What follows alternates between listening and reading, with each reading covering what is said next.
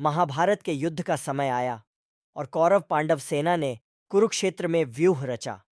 अभिमन्यु, अर्जुन के पुत्र, ने अपनी अद्वितीय योद्धा शैल्य व्यूह की सीधी ओर बढ़ते हुए कौरवों के सामने आगे बढ़ा। अभिमन्यु ने अपने अद्वितीय आत्मविश्वास के साथ युद्ध का समर्थन किया और उसने विशाल बोए व्यूह को चीरा। उसकी बहादुरी और योद्धा भावना ने उसे एक महान योद्धा बना दिया। कौरवों के योद्धाओं ने अभिमन्यु को घेरने का प्रयास किया, परंतु उसने अपने वीरता और क्षमता से उन्हें पराजित कर दिया। अभिमन्यु की बहादुरी ने पांडव सेना को नई ऊंचाइयों तक पहुंचाया। युद्ध के एक कठिन क्षण में अभिमन्यु को चक्रव्यूह में फंसा देखकर द्रौपदी का दीन भविष्य हुआ। उसने बड़ी साहस से योद्धा भीषणवर्तिनी अश्वत्थामा के साथ युद्ध किया, परंतु उसका सामर्थ्य अनुभवी अश्वत्थामा के सामने हार गया।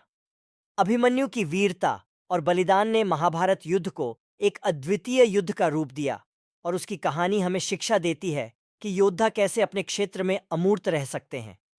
अभिमन्यु महाभारत युद्ध के एक अद्वितीय योद्धा थे। उनका जन्म अर्जुन और सुभद्रा के पुत्र के रूप में हुआ था।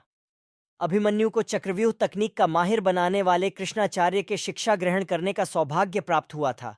युद्ध के दिनों में अर्जुन के पुत्र ने धरती पर अपने पराक्रम से दुश्मनों को चुनौती दी। अभिमन्यु ने आगे बढ़ते हुए विराट पर्व में द्रोणाचार्य के चक्रव्यूह में प्रवेश किया। उन्होंने बड़ी वीरता से युद्ध किया, परंतु द्रोणाचार्य ने उसका बड़ा पराभव कर दिया।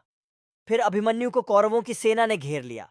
चक्रव्यूह में अकेले में अभिमन्यु ने बहादुरी से युद्ध किया, लेकिन उन्हें संग्राम की अनगिनत संघर्षों का सामना करना पड़ा। वे बहुत तेजी और पराक्रम से युद्ध करते रहे, परंतु एक अज्ञात रास्ते में आकर विराट चक्रव्यूह को खोलने में असमर्थ रहे।